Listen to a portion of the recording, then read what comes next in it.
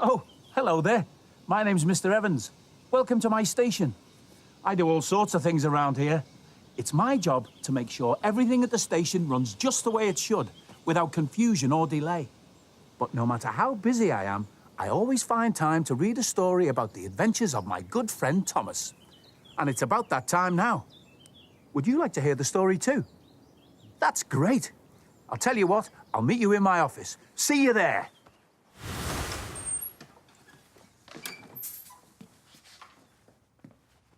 Oh, you got here before me? That was quick.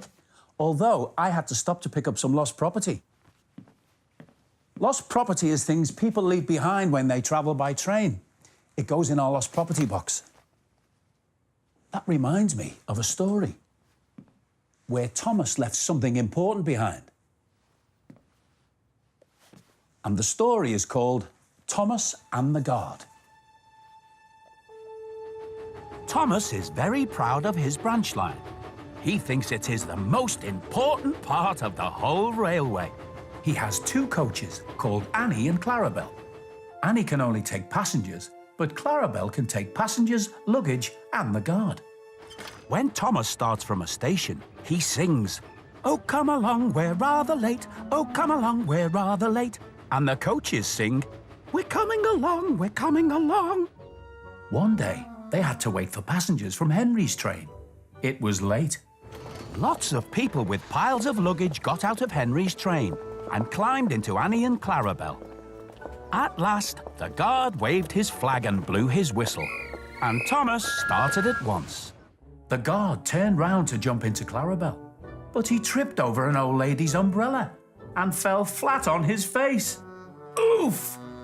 By the time he had got up, Thomas, Annie and Clarabel were steaming out of the station.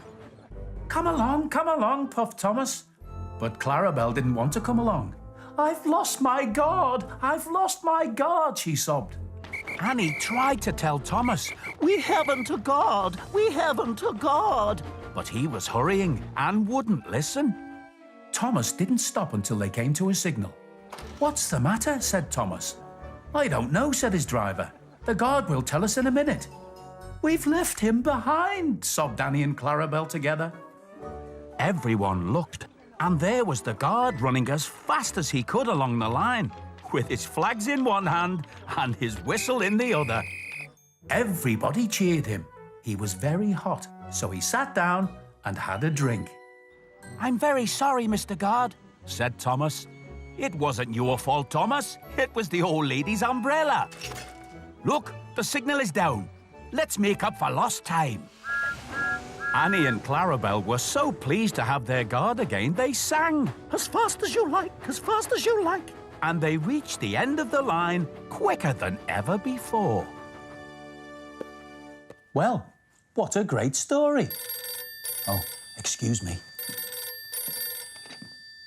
Mr. Evans speaking. Mr. Evans speaking. Oh, hello there. A flowery umbrella? Yes, we've got it here. And some gloves? Yes, we've got those too. Yes, of course. You can pick them up any time. Goodbye.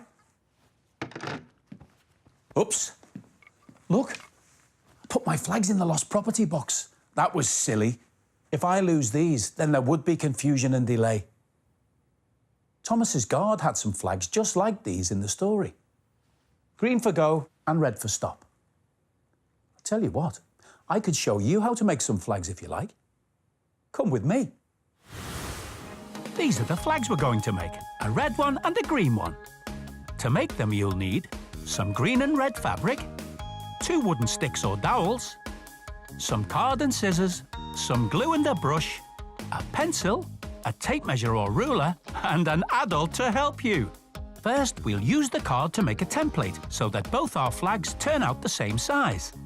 I'm measuring a rectangle that's 10 inches by 12 inches, but you can make it any size you want. Ask an adult to cut out the template, then put it on top of the fabric and draw around it, to leave a pencil line. Then have an adult cut out the fabric. You can see I'm leaving a bit of space outside the line when I cut. You'll see why in a minute. The adult should cut around the fabric on 3 sides, but leave the 4th edge. This is where the wooden stick will go. Next, we brush fabric glue around the edges of the line. You'll need quite a bit of glue to do this. Now, we carefully fold over the edges of the fabric at the pencil line. That way, both flags will be the same size, and the edges will be nice and tidy. Then, spread glue along the 4th edge. Place the wooden stick on the line, fold the fabric over it, and stick everything down. Make the green flag the same way. And remember, green for go and red for stop. See you next time!